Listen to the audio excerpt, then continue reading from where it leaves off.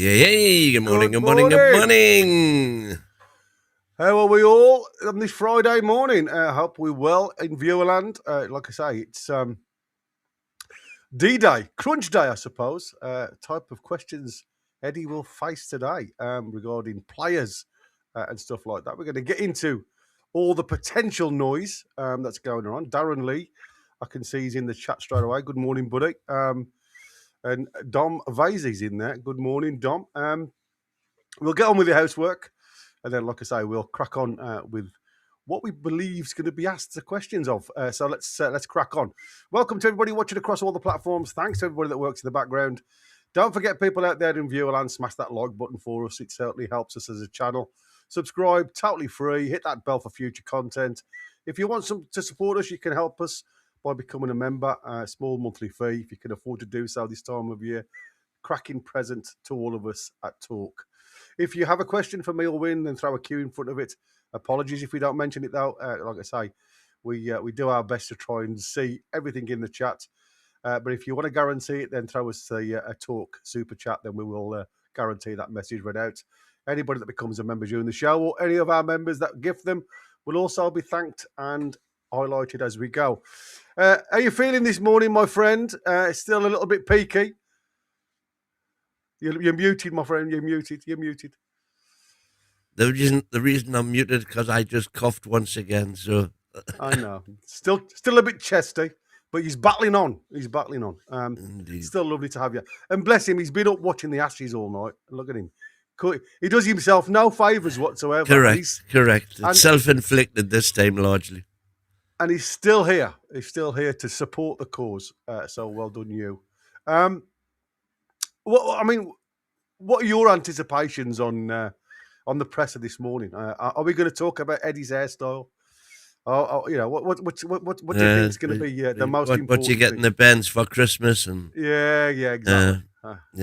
I think somebody might ask him about Louis Miley at right back at some point. Yeah, at some point. Yeah. I mean, it took us 25 minutes to get a question in the Carabao Cup about Fulham.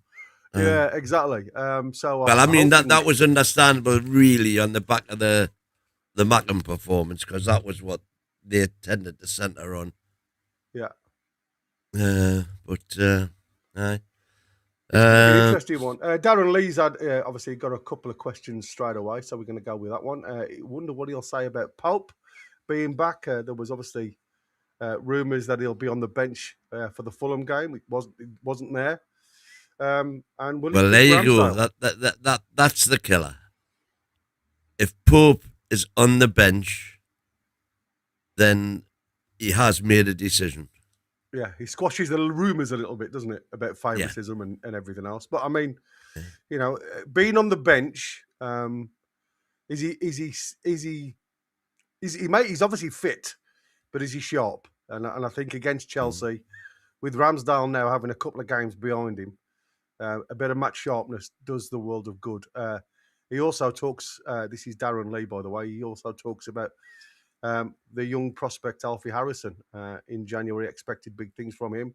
There's a couple of championship clubs eyeing the lad. And obviously as he's out of contract now, I can see him leaving in January. He just doesn't seem to fit the mould. I don't know what it is about this lad. Because like you say, I don't watch as much of the under-21s as you do, but what I've seen of him, he's never really stood out. I think he had, who did he have one good game against? Well, one easy.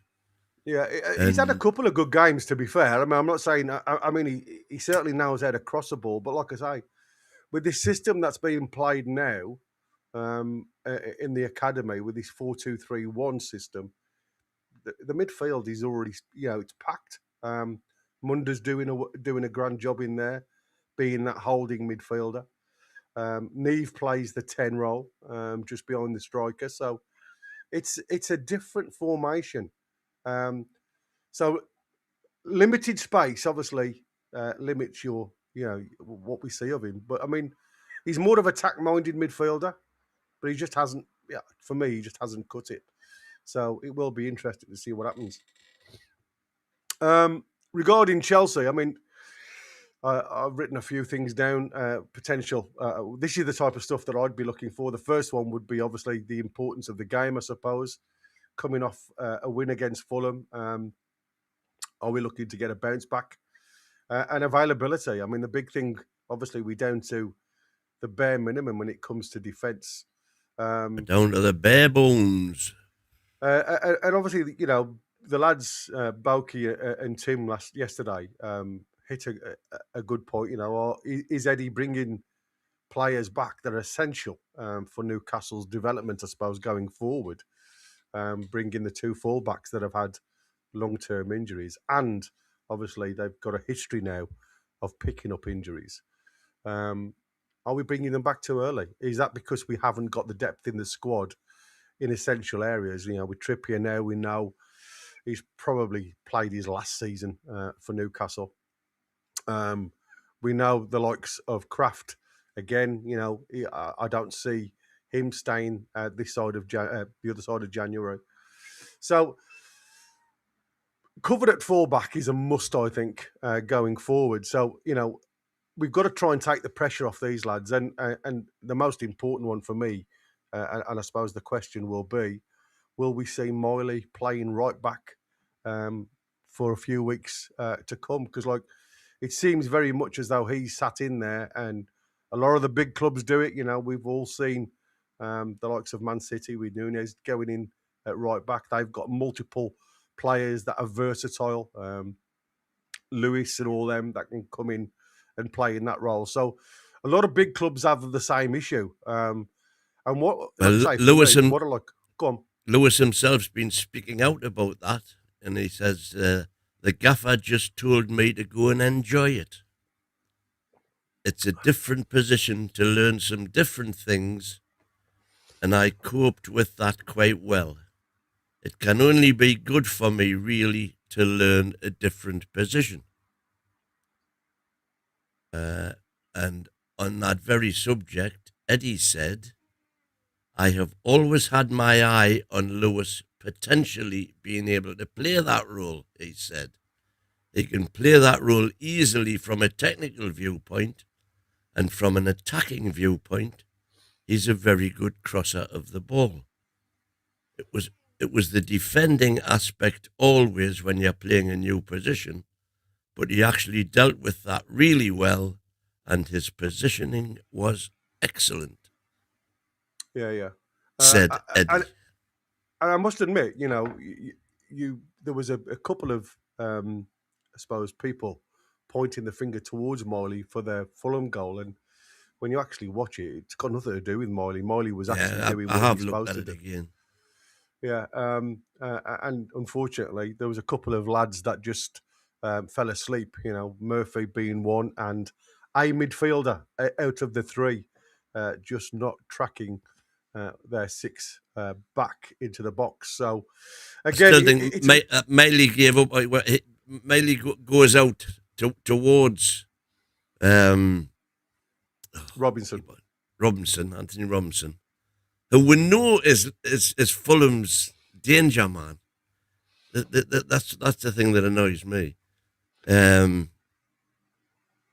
he goes, but then he stops and comes back, and in that was the time it took Robinson to control the ball and shove it over, and then your old half space between the lines is there for them to run onto. Yeah, I think that the problem is, you know, because like Miley's picking up Kevin, who'd come on the inside left position, so Miley was in the perfect covering position for their winger.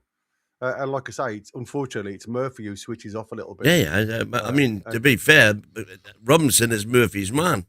Yeah, absolutely. And like I say, you're absolutely right. What Miley does then is he stutters a little bit.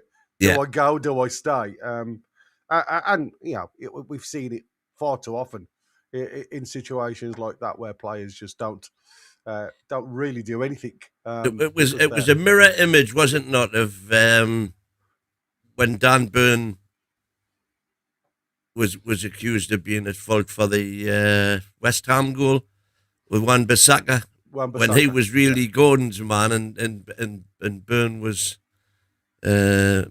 Mark and Bowen. Yeah, well, that's the trouble, you see. I mean, we all have again. It does make you laugh sometimes because we hear so many times you can't blame or we can't criticise players, and yet when certain individuals seem to make an error, those same people point the finger straight away. And it's criminal. For me, like I say, when you've been tasked to do a job and you can quite easily see what that job is when you're watching the game, somebody else doesn't make somebody else doesn't do their job, then all of a sudden it's like, why are you out of position? Um, it happens. I suppose that a couple of the crunching questions will be, who is definitely out? Because obviously there's still a question mark over Lewis Hall's fitness. Who is being assessed late? Any players returning to training? Obviously, we're looking at Botman. And whether the squad depth will force positional reshuffles. And obviously, we've already spoken regarding Miley staying in the right back position. Obviously, we're going to, I hope to hear a little bit of the tactical approach of Chelsea, Chelsea's strengths under Maresca. And I mean, how Newcastle plan to cope with their press and transitions, because that's what they're very good at doing. So for me, I'm hoping it's more game focused than Christmas focused, if you like, because this is a tough period for Newcastle, especially having all of their injuries nestled in one area, and I think that is the crunch for us. I can remember not long ago I was talking about how lovely is it to have 4 centre backs so you don't mind what pairing comes on. We never really anticipated the injury list being so defence minded, did we? Exactly. We all thought we'd got a whole season plus to go before we even had to question whether we'd got enough cover defensively. And come Christmas, look where we are. Obviously, we've hit on the likes of Kraft, Shaw, Botman. Lots of contractual questions, even Trips, another one, that we could be doing. I mean, even Tino, like I say, with the rumours out there. Yeah, there's lots of conversations need to be spoke about, and I would imagine the discussion. I would think that'll be the first. Yeah, it's not the injuries is normally the first question on the agenda, isn't it? Of course, absolutely. And I suppose these are the must questions, aren't they? Because we look at retention, we look at that squad depth that we've got now, and moving forward, it's great to see the likes of Tonali looking hungry again. And like I say, for me, when I start seeing him play like that, it does squash a lot of those thoughts of is he looking to get away? You know what I mean? Maybe it just took him a little bit longer to get his mental state back from recovering from his knock and his illness. I suppose the other thing that we'd want us to hear is about the mentality, the morale with the win, and again that boost, I suppose, being in another semi-final. That's got to give you a bit of a pat on the back, do you think? Well, put it this way: we've potentially got what was the figure? Just 2 seconds. 17 matches in 59 days. Yeah. If we progress in the FA Cup and Man City, we'll have 17 matches in January and February. That's 59 days, 17 matches. A lot of football to be played. Absolutely. And I think that is why we need to hit. We need to get a good January, and we need the players. The young lads that I mentioned yesterday. There's probably 3 out of the 5 I think I mentioned yesterday that would be able to walk. I say be able to walk in because that makes them sound as though I'm putting them on a pedestal. There'd be an easy transition from one club to another because of the system and the way we play. If you look at the likes of Willock, Keith Smith, ideal replacement for the likes of Willock. If you look at J7, who obviously looks now as if he's potentially prone to a couple of knocks and being out a little bit more, you've got the young lad from Toulouse. I forget his name now. It's gone out of my head. We spoke about yesterday. Oh, what was his blooming name?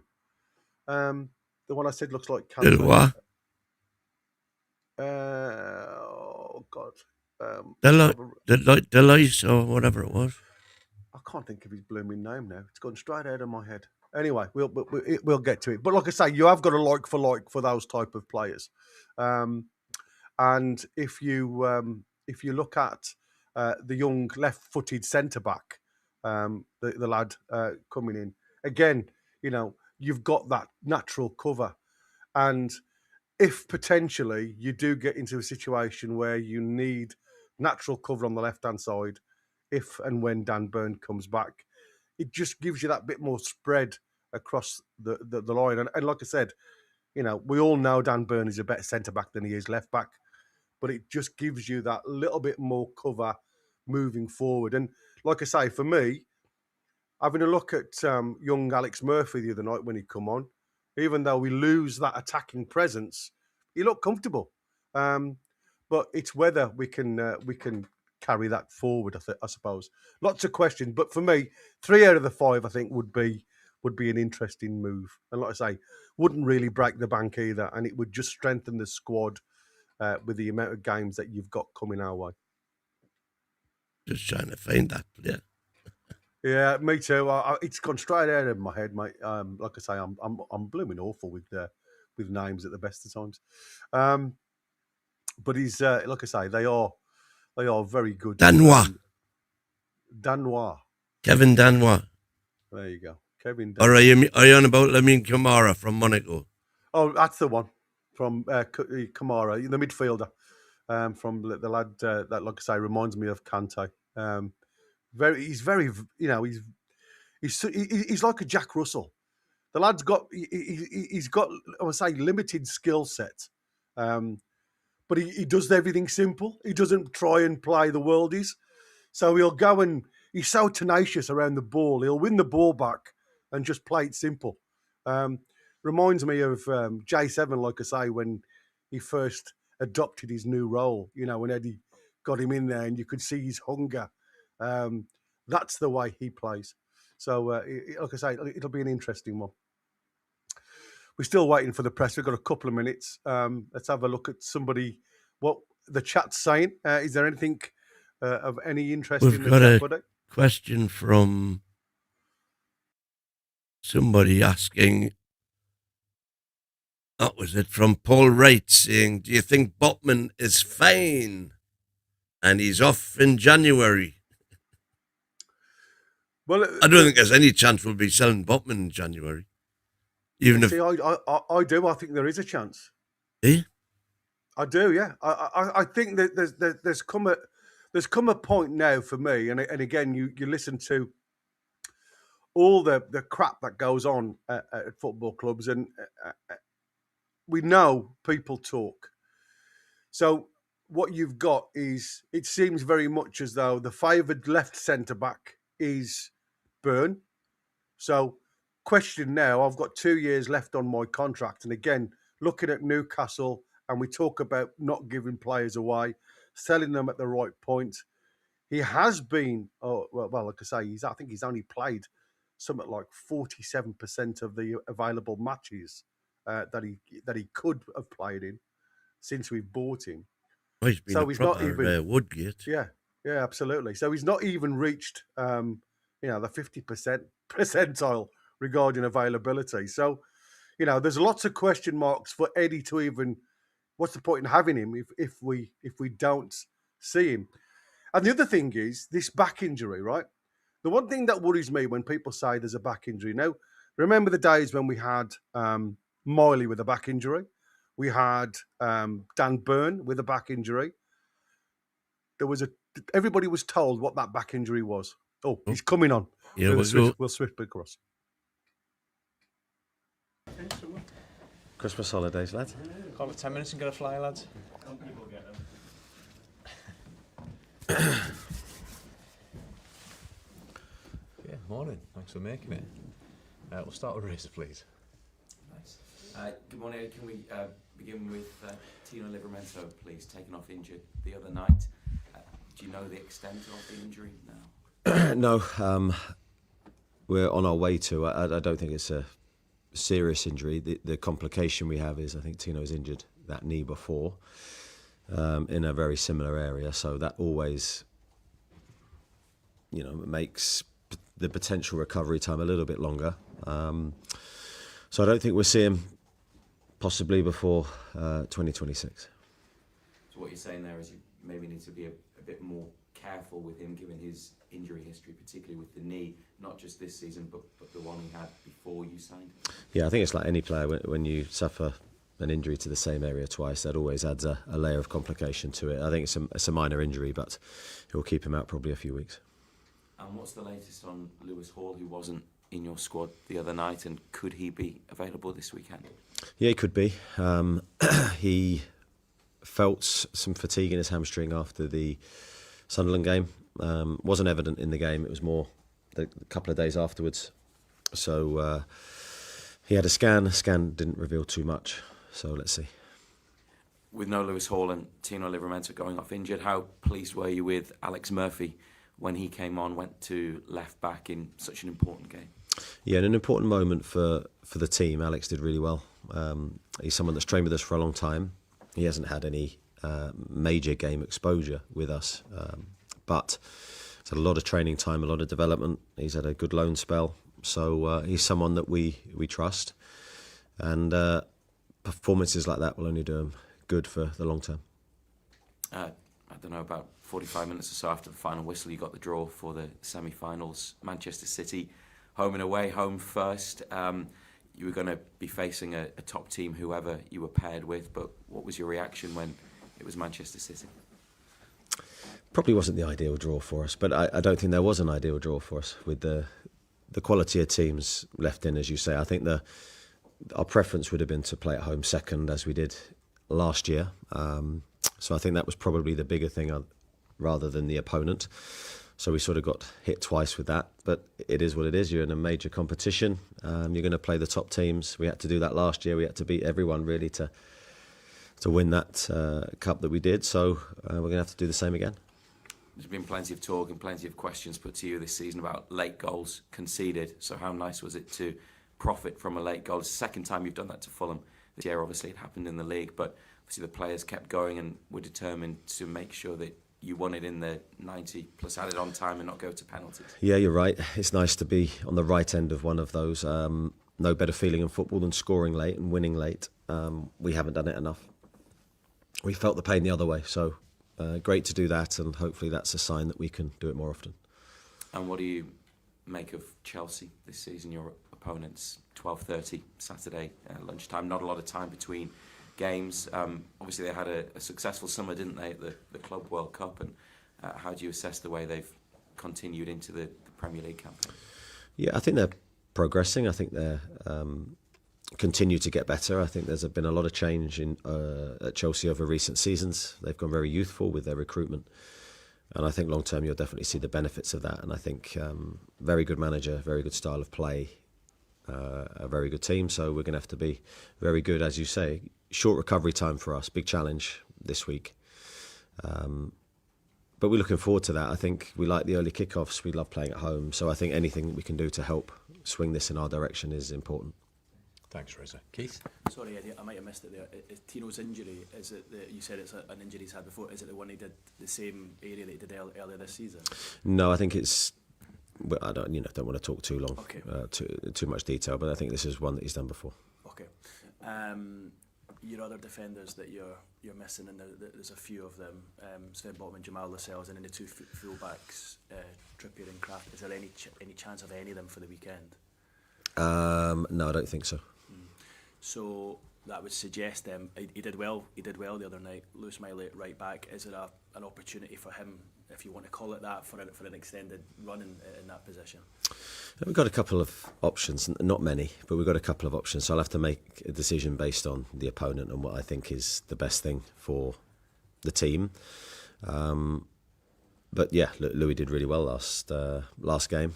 Really, really pleased with him. As I said afterwards, great goal, great composure, and a really strong performance. So let's see. Every game is so different tactically. the challenges posed by each team are different. So I'll have to try and pick the right team. Up until now this season, the injury situation has been fairly manageable. It's the odd player here and there. This is the first time you've had a number in a kind of concentrated area. How difficult is that going to be in the sort of short to medium future when you look at your schedule coming up, because it's pretty relentless, isn't it?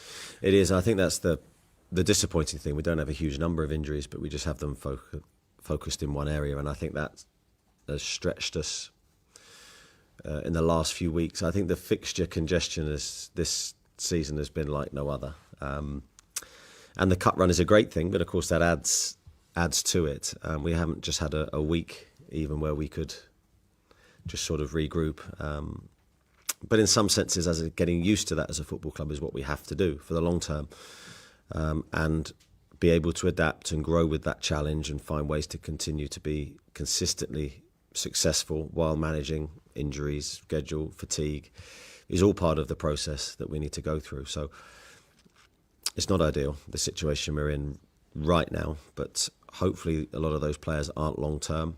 We can get them back, and of course we have the transfer window if we need it. Yeah, that was my next question. Does it alter your thinking then ahead of January with so many players being out, or given the fact that they all seem to be over a short spell, are you going to just try and get through it, if you like, over the next few weeks? Yeah, I think we have to make the right decision.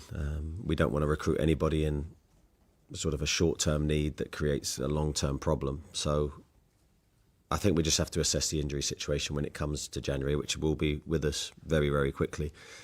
But it may well be that we're making decisions based on sort of how the picture looks in that first week. Thanks. Richard? Eddie, in the context of your managerial experience, you've highlighted the number of injuries you've got defensively particularly. Is this up there with one of the most challenging aspects of your career so far? Because from the outside at least, it looks as if you're fast getting to a stage where you're going to have to start looking at putting square pegs in round holes. I think I've had all sorts of challenging periods in loads of different ways. I don't think you can compare one to the other. I think as long as you can put a team out onto the pitch you think it's competitive, then I'm good with that. Yeah, sometimes you're playing players out of position, but you see a lot of teams up and down the country doing the same thing.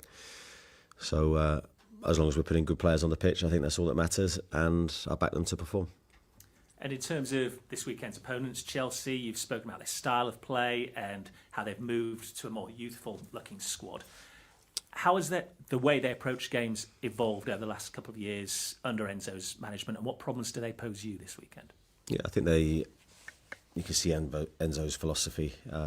But Leicester, I thought he did a magnificent job, and he's taken that to Chelsea, and it's I think they're always a team that I enjoy to watch. They're very composed. They're very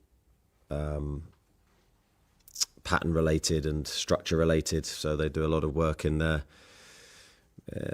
shape, and you can see that they're in a possession focused team. They've got some outstanding technical players as well, so that they'll pose us some problems if our defensive work isn't of the highest level. In the main, I think this season we've defended pretty well. So I think that'll be a good challenge for us, and then we've got to hurt them the other way. I think we've had some good battles against them last season, some really good games. We enjoyed those tussles, and we were competitive. We're going to need to be competitive again. Thank you. Thank you. Alistair? Hi Eddie, how has Johan Wissa responded to playing 70 minutes? Obviously you'll want him to be involved as much as you can, but I guess you'll need to protect him as well, coming back from that injury. Yeah, I think he's responded well. I mean, I thought he played very well in the game. I thought his movement was excellent. His fitness for how long he's been out, I thought was very good. He kept running. He kept the intensity levels up for a long period of time. So I was very, very pleased. As I said, he played longer than maybe we planned on him playing because he looked so good in that moment. And he wanted to stay on, and he wanted to score more goals. So I think it was a really good start for him. Very, very positive night. I think there was mention before of potentially bringing Matt Targett back from Middlesbrough. I guess the risk with that is if everyone comes back to full fitness, then maybe he isn't needed. Have there been conversations with him or with Borough yet? No, nothing at this stage. Let him concentrate on his football. We'll have those conversations if and when we need to. I was looking back at the league table this time a year ago. You were 12th, same as you are now. I know there's been a bit of disappointment about the league fall now, but I guess that would give you confidence that things will really turn around, because last season probably the best season you've had here? I think football can change so quickly in lots of different ways. So I never lose sight of that when you're in a difficult moment or a perceived difficult moment. You have to have belief in your players, belief in yourself, belief in everything that you've done historically, that things can turn and you can build momentum the other way. Now, we did that last season unbelievably well. We went on a consistent run of wins that we haven't been able to do so far this season. And that's not to say that we're not capable of doing that in the next few weeks. So I think that's the plan. I think the difference this year to last is our schedule, is the relentlessness of the fixtures. Now, that doesn't have to be a negative thing. That can be a positive thing, because when you're winning and you bring that momentum into your season, you want the games to come thick and fast. So we've got to try and hit that purple patch that we need to elevate our Premier League position in particular. Thank you. Damien? Morning, Eddie. Morning. Eddie, just going back to something you said to Keith there, has the last few weeks felt like a bit of a grind in some respects? No, we've loved it. I don't think grind's the right word. I think the only time it becomes difficult is when you're not getting the results that you want or the performances you want, whichever. If you get both together like we did at Sunderland, that's a tough one to take. So no, it doesn't feel like a grind. It feels enjoyable to be in the competitions we're in and the matches we're in, and then you see what lays ahead. So another semi-final for us, 2 great games, amazing challenges for us. The Champions League is still there for us, so lots of positive stuff on the horizon. The issue with that is we can't look too far ahead because the games are coming and they're coming thick and fast, and the Premier League has to be the priority. So we have to look at that and address our form and consistency in that league and try and climb the table. Just generally, you've talked a few times this season about when you've not been what you describe as your fluent best. Do you think it's been underestimated, the impact Alex Isak's departure had on the way you're able to play the style? Because he and Nick obviously have very different strengths. Yeah, I don't think it's just that. I think there's been other changes to the team. I think Alex's role in the team obviously was so important. He was leading the line. I think whenever you have that player in that position with the multi-skills that he had, you're going to be a slightly different team. Now, that's not to say that Nick can't be hugely successful here and the team can't be successful with him in it. But we just need to find ways to play better and feel those rhythms and partnerships that we pride ourselves on. I think the biggest challenge of the lot is the fact that we just haven't trained. So we've got new players come into the squad and we haven't been able to train with them and bed them into the team that way. That always proves very challenging. They're having to do it through games, which obviously isn't as quick, I don't think, as introduction as to the training time that you'd normally get. Just squeeze another quick one in, if I may. In that respect, Johan perhaps has similar strengths to Alex in some respects. Does that give you more options in terms of how you can play and how you can set up as a team? Yeah, I mean, I think Johan is probably more closely linked to Alex's style, without being Alex himself. Johan's got his own strengths and is running in behind. In particular, on Wednesday night, I thought was excellent. His movement for slip passes and for stretching their back line, I thought was right out the top drawer. It was a great lesson for any young striker to watch his movement in that game. So he's his own man and he will bring his own strengths. It's great to have him available, and I think having that player there will benefit Nick as well. So it definitely makes us stronger. Thanks, Damon. We'll go to Lee, Jordan and Dominic, please. Eddie, just on Jamal Lascelles, he's obviously been out for a while. He had no reserve games or anything like that. Is it realistic to think you can just throw him in the next couple of games? No, Jamal's not feeling great in his body at the moment, so I don't think that's an option for us. Obviously, the transfer window just around the corner. Is it something you didn't think you would have to tap into, given how the season was going, and now suddenly you've got this spate of injuries? Is it something you're going to have to turn to utilise?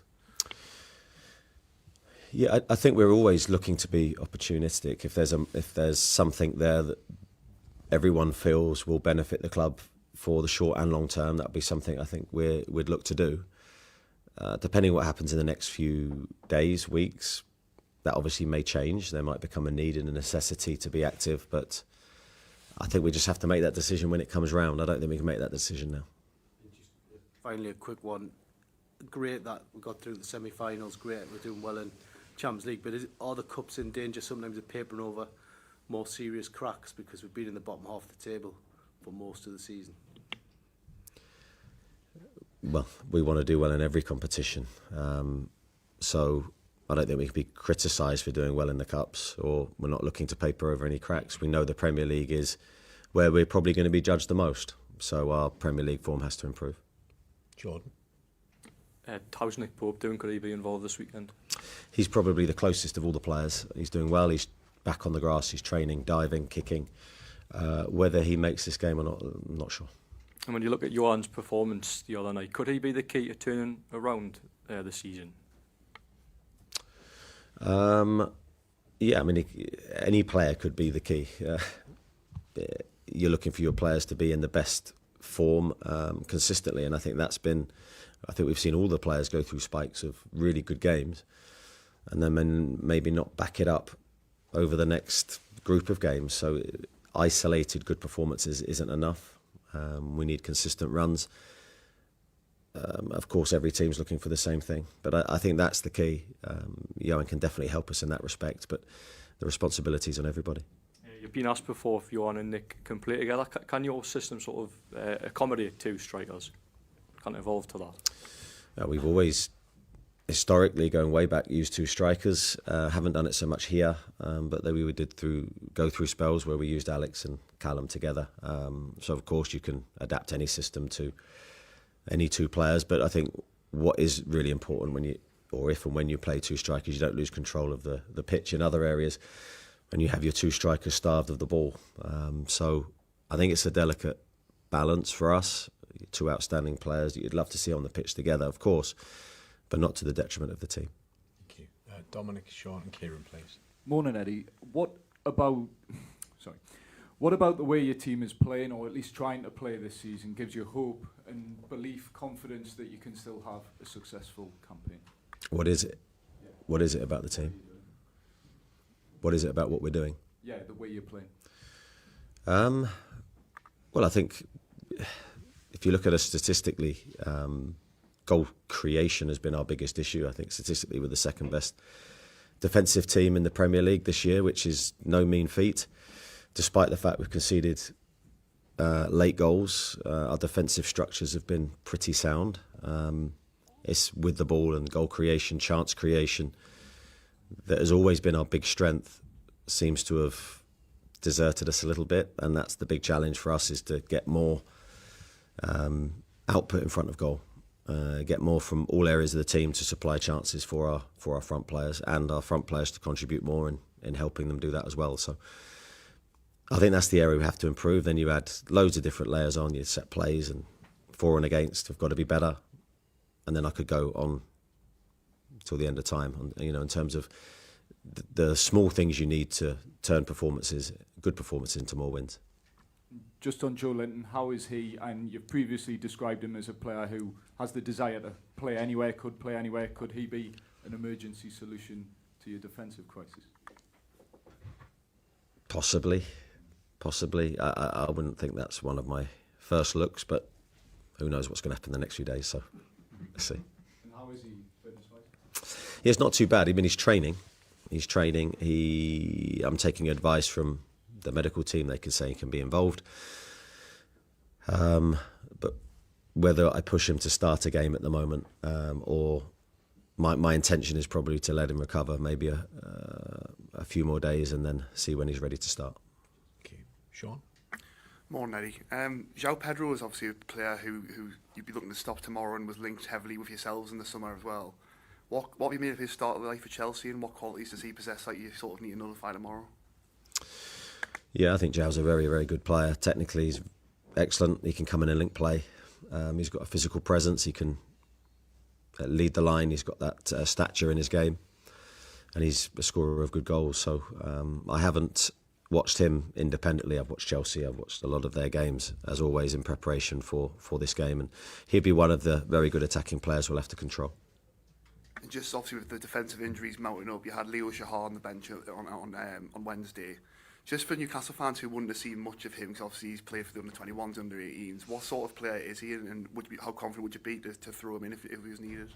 Yeah, I mean, Leo's another talented young player here. I think he possesses the ability to play both sides, so left back and right back. He's done both for us. He's trained with us intermittently for, I'd say, around a season, depending on our numbers. But an England youth international, highly rated, really good athletically. Yeah, so he's in and around it, and he's certainly someone that we would trust, having trained with him for a long period of time. Just a final one for me. Obviously, Enzo Maresca, he's won 2 trophies at Chelsea, got them back in the Champions League, but there's still sort of like criticism around the job that he's done there. Does this sort of sum up how difficult it is to be a Premier League manager? Yeah, the profession. You don't think you come into the profession if you want an easy life. It's an unforgiving role. All you can do is your best, and you just try and lead your team. And I think he's done this with real dignity through good times and bad times, and that's all we can do. Thanks, everyone. Thank you. Cheers. Cheers.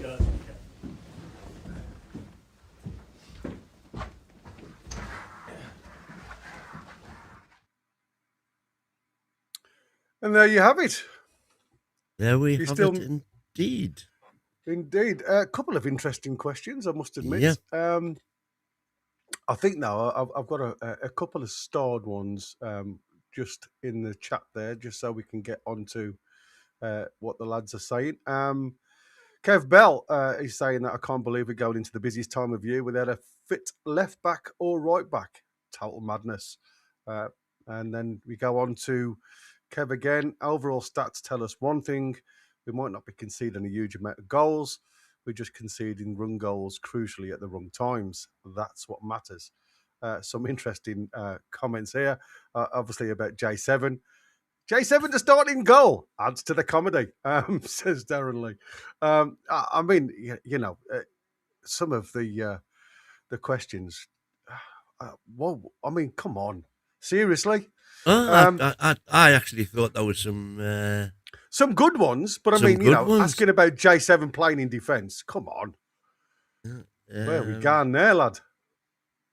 Well, if we go from the start, obviously you said Tino's going to be out until 2026, to the new year. Which is yesterday, wasn't it, on the show? Hull has got he complained after the Sunderland game, not during the game. He complained after the game of a fatigue hamstring, a tight hamstring. So it's had a scan, and there's nothing showed on the scan. I think what he meant was cramp. Yeah. So he's potentially back for the game. Alex Murphy, he said Alex did really well.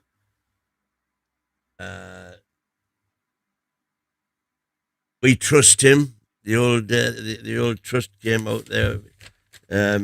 Even though he's had no major game involvement, minutes wise, he has trained with us consistently, and we trust him to perform. And then he was asked about the draw against Man City. He says not ideal, but when you reach that stage of the competition, you're obviously going to be facing top teams. Ideally, he would have liked the home leg second, but you know, whoever you get, you're going to have to beat sooner or later. He was asked about getting the late winner for a change against Fulham, instead of the late goal being in the other direction. Yeah, and he nice said, to be on the other side of it.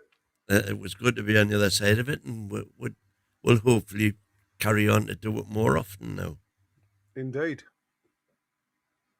He said, I can't remember. I need to look this up before tomorrow, before the match, because he said we do like early kickoffs. Now, I seem to recall doing some stats before an early kickoff we had earlier on in the season. Well, we all said we're not very good at early kickoffs. That's what we were saying. And then the stats said the other way. Disproved it, because I always think that the crowd's not up for it. No, exactly. And I think that's more of a personal emotion, isn't it? Like I say, you don't get that roar of the crowd because it's an early kickoff. They haven't had a chance to get a few aisles down the neck. So I think, like I say, that's probably not really one that goes against the grain regarding scoreline. So I will need to check that out though. Yeah. We'll have to He do some said digging on that. Maley did really well at right back, and simply it's a question of picking the right team, but they have to get used to 2 games a week, he said, because he was saying it's not ideal not having any training time, etc., etc., etc. But it's where we want to be, and we've simply got to get used to playing 2 games a week without so much training time. Asked about the transfer window in terms of covering for all these defensive injuries that we've got now. He says, well, you've got to balance short-term need can cause long-term problems. So that if you're making rash decisions now simply to cover a position, that can cause you long-term problems. So he says that's what they've got to be aware of. And he was asked whether this defensive crisis is the biggest crisis that he's ever faced in management. And he says it's not necessarily the worst crisis, sorry. He says it's not necessarily the worst. It's just different. He's had various different crises before. And this is just different. He was then asked about Wissa, saying, 70 minutes. Did that mean he could be ready for a full match? And he says, well, he showed excellent, considering his injuries, he showed excellent movement, fitness, and intensity. And he was on longer than was planned for 2 reasons. A, because he was doing so well, and B, because he wanted to stay on. So it was always the plan to bring him off, obviously, but he lasted 70 minutes, which was longer than they'd thought. And then Matt Targett was the question, would there be any thought about recalling him from the loan spell at Middlesbrough? And he said there's been no discussions at all yet. That if it happens, it'll happen much nearer. Closer to the event, yeah. The time. I suppose that again, the one thing that we've got to be careful of, and this is what we were trying to discuss yesterday, was, not making the wrong call, because we don't want to step backwards, and we certainly don't want. The interesting one for me, when you talk about squad depth, was going into the transfer market, and looking at a short-term fix that causes a long-term problem. I think that was a really good statement for me. Yeah. Because we certainly don't want no knee-jerk reactions, do we? Yeah. And then he was asked, which is, my bandwagon, if you like. When you look at last season, we were in the same position as we are now, and it ended up as probably one of the best seasons in Newcastle's history. And he used the expression belief. You've got to have belief in the performances, belief in the plan, and belief in the players. And he said, the challenge now is to hit the purple patch that we hit last season.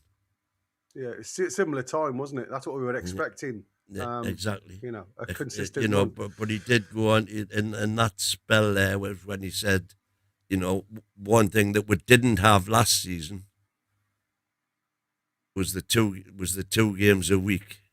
So they had training time and training time. Yeah, exactly. Yeah. So then he was asked whether he thought that the season so far had been a grind. And he says, grind isn't the word that I would use. He says, I would say it's been enjoyable, facing all of the additional challenges that they've had. Where he says, we can't look too far ahead, but interestingly, the Premier League is the priority. Everything else is all very well, but we will be judged on the Premier League. So Premier League is a priority. And then it was about Isak's departure. And did he think that Isak's departure was the main factor in how our performances have been this season? And he says, well, obviously you're going to miss a player with all of the Rat's qualities, the way he led the line and all his skills. But the challenge now was to build new partnerships for Nick Walter-Mata whilst being a different player. And he was also asked about Wissa in that little segment. And he said, Wissa is more like Isak per se, but the challenge is to build new partnerships. And when you haven't got the training time, and they haven't had the training time, since the season started, with them all, with the whole group together, because the internationals have been away, and so when there's been a break, those players haven't been there. Says that's the problem, which they have to overcome. He was asked about Lascelles maybe returning, and he said Lascelles is not an option at the minute, still way off match fitness. That was a strange one with Lascelles, because his body just don't feel right. His body, per se. Yeah. Not any particular part of his body. It's just the whole bloody thing. Oh, crazy. Yeah. Then he was asked about the transfer window, bearing in mind the defensive crisis. This is going back to what he said early doors. But he says they've got to be opportunistic. So if someone becomes available that he thinks could fit the system, they've got to be ready to go and get him. Followed by, interesting one here, a bit telling, I think this was Dominic Skur. Is there a danger that the Cup runs and the Champions League can paper over the cracks? And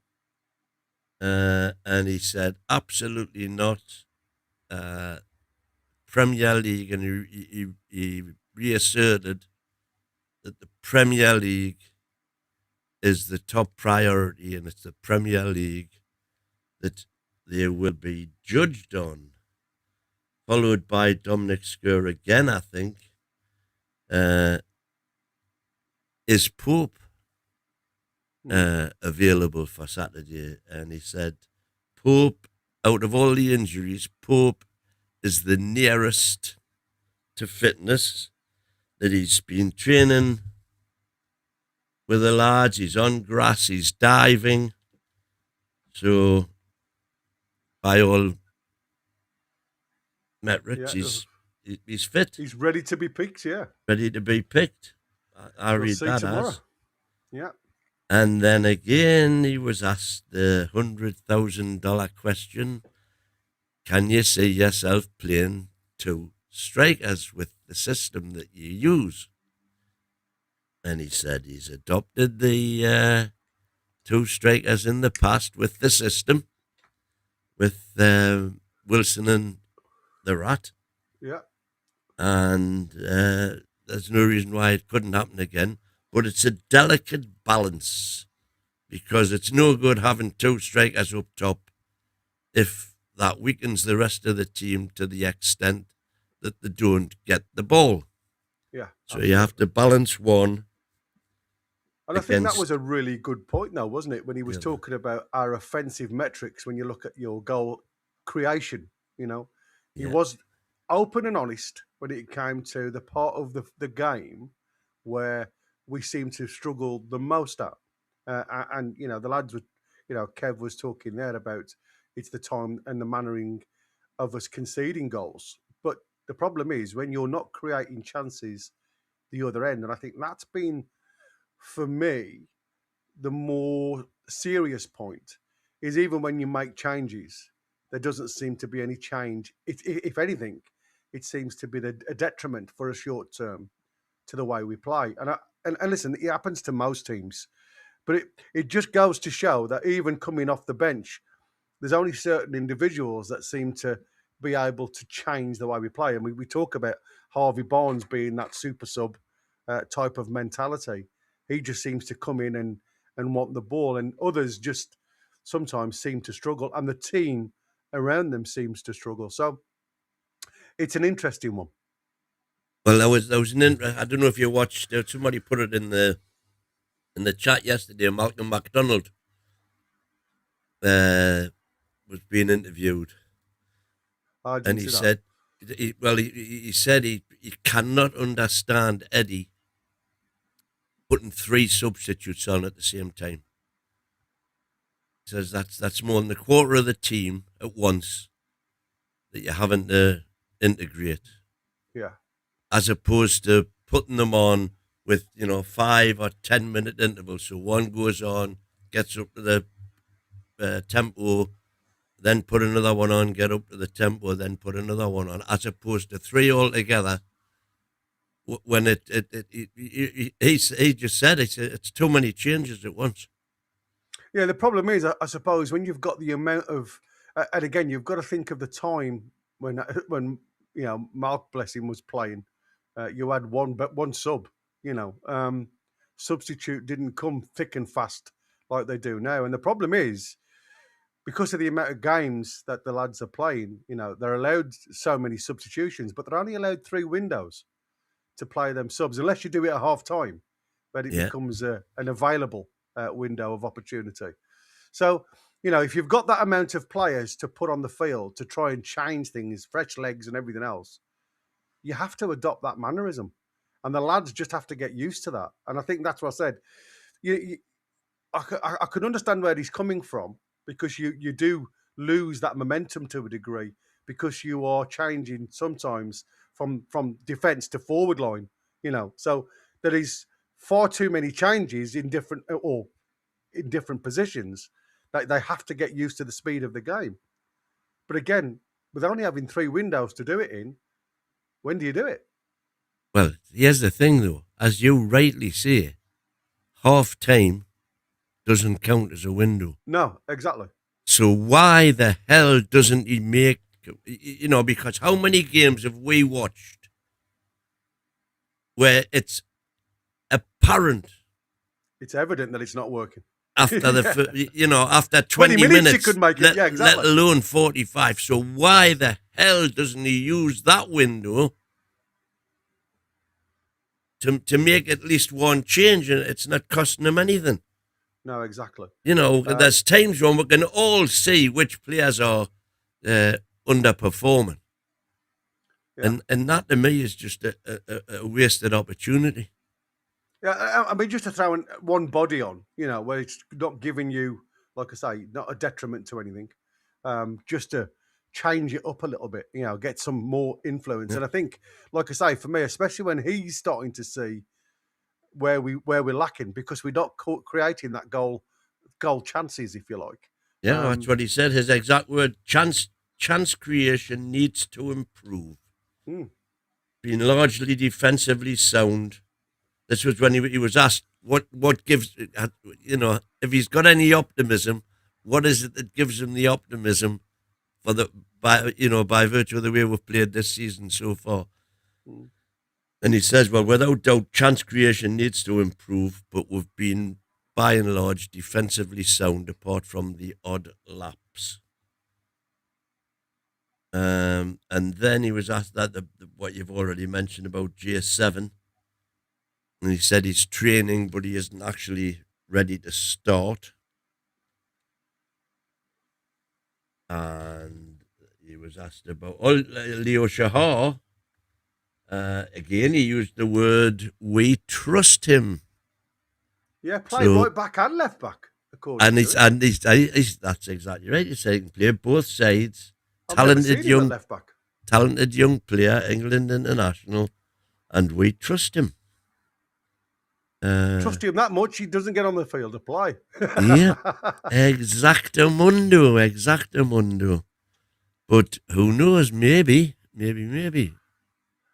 Yeah, it's an interesting one. He was asked about João Pedro, who, of course, we were linked with, and he says, very talented player who will take some watching.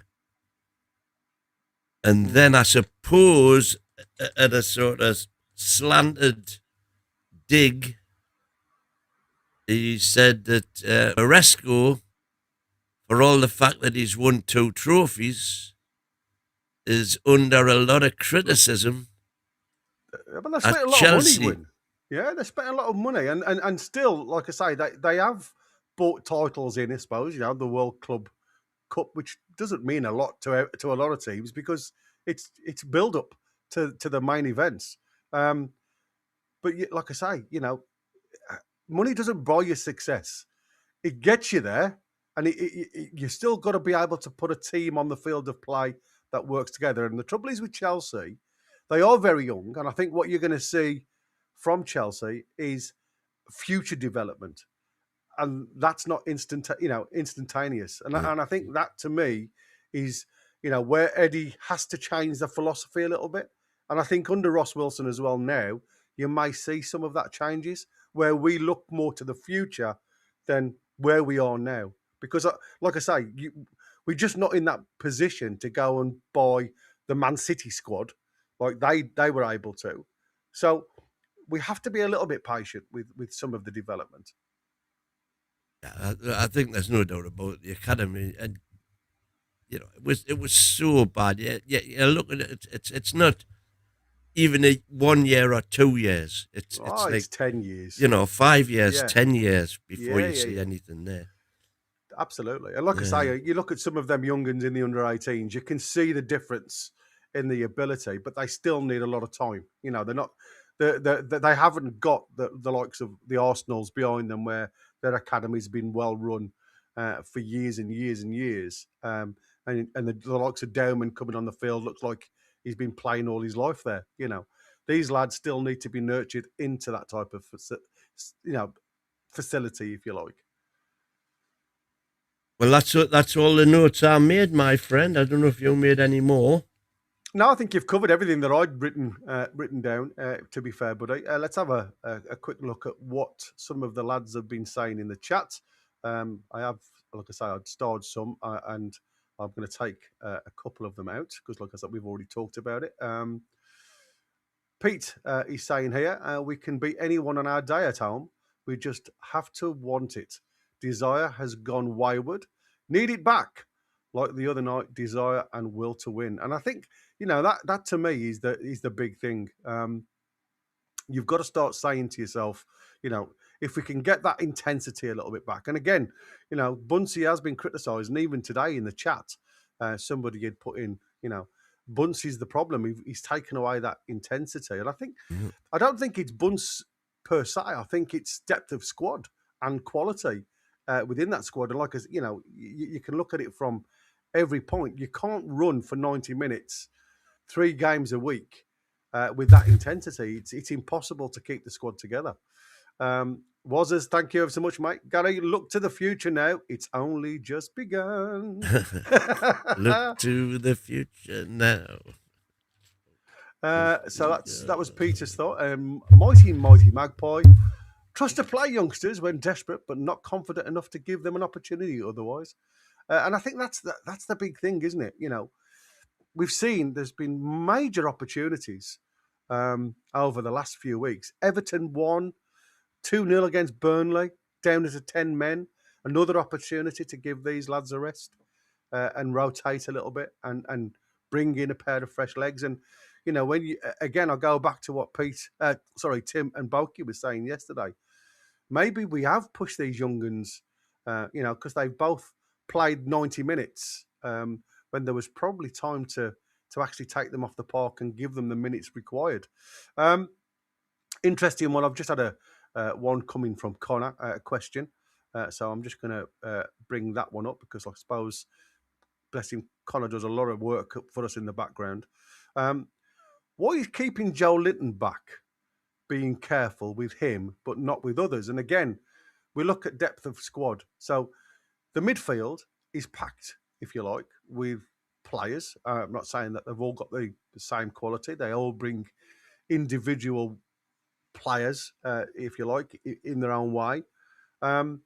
So in that instance, you can understand why Eddie keeps J7 back from playing, because he's got players that can come in and do a job. Different, but a job. But you're playing your fullbacks, and we've seen how desperate we were with the amount of, you know, forward, the yardage that we lost. You know, 15 metres in any football field is a lot of grass still to be covered by somebody else if you haven't got fullbacks to occupy it. And that, to me, was very crucial in that time where we lost both Lewis Hall and Lewis Hall and Tino. I still think we are very light there, but we have players that can come and play there. And I think Eddie just needs to, you know, if we'd have got the same results by playing the young uns there, sometimes it's not a get out, but you can say, we ain't strong yet. You know, we're not in that strength zone. We need to give these kids time to develop. And it's not an excuse, but you can virtually curve the ball to it. When you play in players out of position to fill a void, you know, like I say, you've mentioned J7 there, potentially coming and playing in defence as a short term. It just doesn't work. That's where the criticism comes, because you're having to change several other positions to fill one area.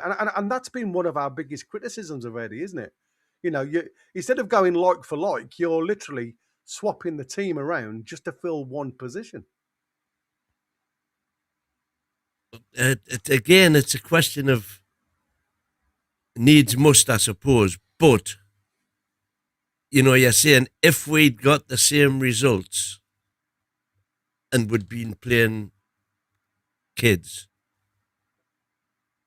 the question is, would we have got the same results if we'd been playing kids? I'm not about the losses. You know, that's what I'm saying. If you look at the losses, the conceding of goals late on, is it fatigue? Is it that hitting the brick wall with the same players on the field of play, playing 3 times a week, rather than that fresh impetus coming on for 15, 20 minutes a game? Would you have got the same results? That's what I'm saying. Because he's not gambled, yeah? He's literally just gone with the lads that have hit that brick wall, and we've lost concentration. You look at the likes of Arsenal when we've conceded these late goals. You know, I'm not saying Liverpool won, because, you know, that one, I think, down to 10 men, getting back to 2-2. I think the lads left everything out on the field that game. But there's other games where I think fatigue had caught up with us and we just switched off. Kev Bell's got a good one here. It's hard work, but it's a privilege to play in the Champions League, Cup quarterfinals, semi-finals. We have to enjoy it, and I think that is exactly where we need to be. You know, we need to start looking at where we are. Can't take our finger off the pulse though. The Premier League, you know, this period now going into January now. I think the next 5 games, as close as the Premier League is, will probably put a benchmark on where we will finish in the league. So it's going to be an interesting one. Mighty Magpie. Go on, mate. We've got a very interesting stat concerning the match tomorrow. which is that Newcastle have conceded goals in all the last 9 Premier League games. They have never gone 10 games on the trot under Eddie Howe without a clean sheet. Wow. So I am going to change my prediction. Because you went 3-2 win, didn't you? I went 3-2, yeah. So I'm going to go 3-0 instead. Oh, wow. Because I'm going to rely on history. Yeah. Because the last time that we did go on a run of 14 games, conceding every game, was under Steve Bruce, Yeah, I'm going to say Graham Bruce. Jones. Steve Bruce 8 games, Graham Jones 3 games, and Eddie Howe 3 games. 14 in 2021 when Eddie first took over. Yeah. Because we didn't get a win until, was it late December, January time? January, wasn't it? Yeah, January. Yeah, it's crazy. Because everybody was questioning whether it was the right appointment at the time. That's right, man. And still are. Yeah, exactly. Low market might actually be worth a look to avoid long-term pain. Well, yeah, you're right. But again, if they're that good, why are they on loan? So you have to, again, it's not. What you also don't want is to bring somebody in on loan, and again, somebody that's going to get upset and upset the ranks in the dressing room, because that's the last thing you want. Jody dancing 3-0 wins with the Christmas sherry early this morning. No, it's just history has a funny way of being difficult to beat. It's true. Kev Bell again here with this one, a good one. Maybe with the issues in defence we have now, it'll force us to be a lot more attacking to win football matches. I'd expect a shift in approach now with Witter back as well. I think we're going on a run now. So, you know what? I think sometimes we mention it so many times. The best form of defending is attacking, isn't it? You know, we need to start playing in the final third a lot more. We just need that quality, and again, somebody has mentioned it in the chat early this morning. We need to really look into our wing play and find out what's going on there. And again, does it mean a shift in our formation, a shift in the way we play, playing with a higher line rather than, dropping off? And like I said, what I loved with Miley being right back on Wednesday was the fact that he can just drop into midfield and overload from that right back position. So he drops in there. It's a natural position for him. Always looks comfortable on the ball. And I think that was that stepping stone. That was what we needed to progress the ball forward, because having him on the field of play, there was always an out ball in midfield. Sometimes it does leave you a bit weaker on that right-hand side if the lads aren't switched on, though. So you've got to get the right players in the right positions, and I think that's what Eddie is going. But I think Kev's hit the nail on the head for me. Go and attack, because that's your best line of defence. Attack! Get into them. Jordy Awayman, the substitutions when you are winning is vital. It becomes game management. When you're losing, it's gambling to get goals. Now, that is another great question, because we never seem to be going anywhere when we're chasing a game. So if we do go behind against Chelsea, how have we got the players' mentality, even when they're changing, to actually go on and get something back? Because, great game for me, probably the best game of the season so far for me that I've watched, being a neutral, was the Man U Bournemouth game. Because what you saw there, the 4-4, none of them, lost that mentality from going a goal behind. It could have pulled the rug from under their feet. The idea was to go and create and get an opportunity again. And I just don't see that at Newcastle at the moment, especially when we go behind. It's certainly something that we need to do. Kev Bell's come back in with a good one here again. He made 3 changes at West Ham at half-time and we still lost. Nothing changed. So again, is it the mentality and approach to each game that we need to be concentrating? Well, this is something that's been mentioned a few times by a few of the panelists, hasn't it? That when he makes changes, it's invariably like for like. You're not actually doing anything to the system as a whole. All you're doing is taking one winger off, putting a different winger on, taking a striker off, putting a striker on. Yeah. You're not That's altering. Right. You're going like for like, aren't you?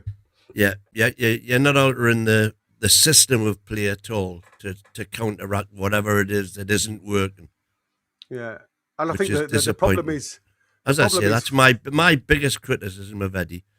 Yeah, always has been in-game management. Yeah, and absolutely. I keep on just hoping that he's gonna.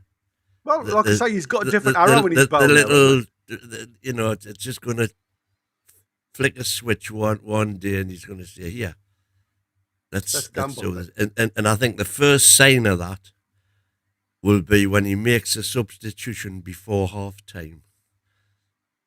You think that'll ever happen? Trust the process.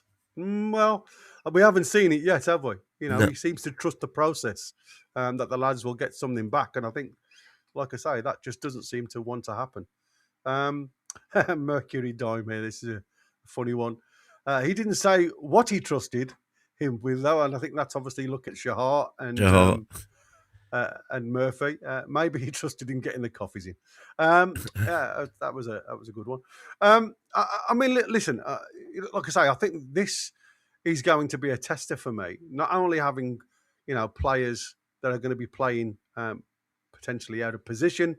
Like I say, we saw how good Miley did, but again, is it a purple bounce that you will often get with a player?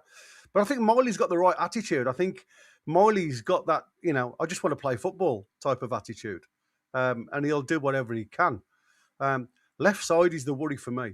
Have we got the right player to come in and jump in that left-hand side if Lewis Hall needs time? And I'll go back to Murphy did okay when he came in the other night. But he's very definitely he's raw. Defensive as opposed to giving us anything going forward.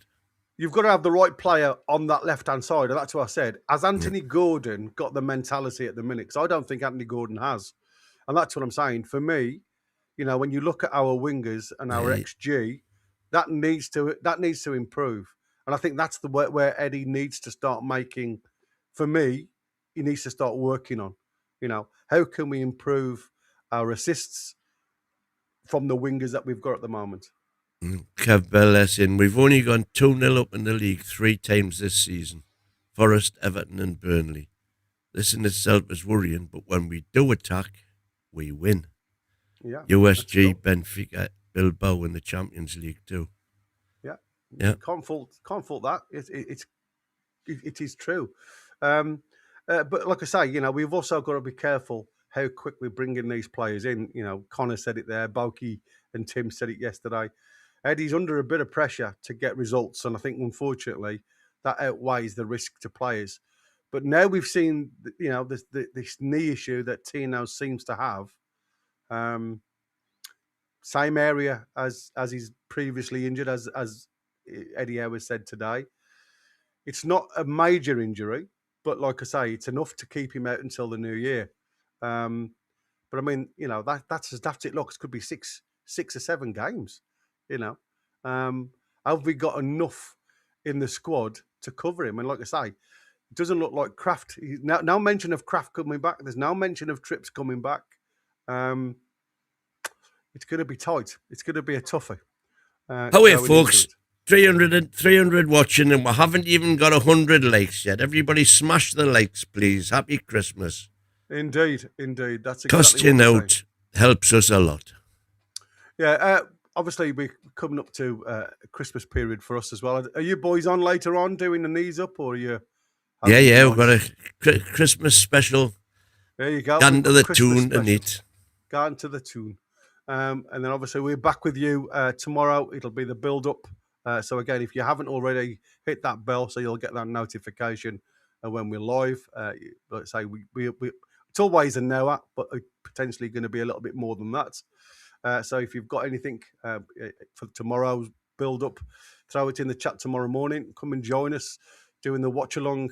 And then obviously next week with the build up to Christmas, obviously there's going to be a little bit of a change. But we will be with you Monday and Tuesday as normal. And then obviously from Christmas Eve until Boxing Day, we'll be off having a bit of a family time. And then but we will be obviously with you again for the build up of the Manchester United game, the 8 o'clock kickoff on Boxing Day. The only Premier League game on Boxing Day. It's weird, isn't it? Really weird. Which is the furthest travelling game that has been played in that round. Yeah, in that round. Crazy. Madness. Absolutely mental. Indeed. So until these boys do the knees up later on, I suppose we can say goodbye. Thank you, everybody, for watching. Thanks for everybody that's been involved. And I hope you get Thank you, Wazza, for your super chat. Yeah, thanks, Wazza. Like I say, go and get yourself a few hours in Kip so you're nice and fit for tonight's sing-along. All right? Indeed, that's exactly what I'm going to do. Howie the lads. Lassies and Bairns. See you on the next one. Take Catch care, you all. later, folks. Ta-ra. Have a lovely Friday.